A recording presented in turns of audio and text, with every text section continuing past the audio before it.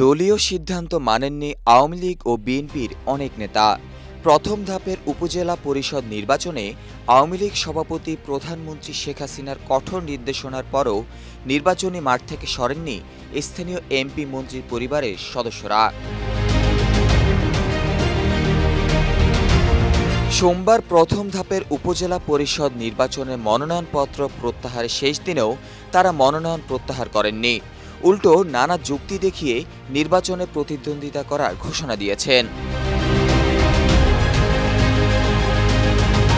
নোয়াখালী ৬ আসনের সংসদ সদস্য মোহাম্মদ আলীর ছেলে এবং মুন্সিগঞ্জ ৩-এর এমপি মোহাম্মদ ফয়সাল বিপ্লবের চাচাসহ চেয়ারম্যান, ভাইস চেয়ারম্যান ও মহিলা ভাইস চেয়ারম্যান পদে বেশ কয়েকজন বিনা প্রতিদ্বন্দ্বিতায় নির্বাচিত হতে যাচ্ছেন।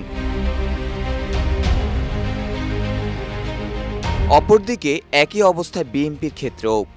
দলের কঠোর নিষেধাজ্ঞা অমান্য করে শেষ পর্যন্ত নির্বাচনী মাঠে রয়েছেন বিএনপির ৩৮ প্রার্থী। তবে মনোনয়নপত্র প্রত্যাহারের শেষ দিনে দলের নির্দেশনা মেনে সরেও দাঁড়িয়েছেন বিএনপির ১১ নেতা।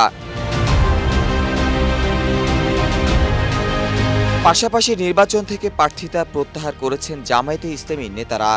এছাড়া আওয়ামী লীগ ও জাতীয় পার্টি সহ অন্যান্য দলের নেতাও বেশ কয়েকটি উপজেলায় নির্বাচন থেকে প্রার্থিতা প্রত্যাহার করেছেন।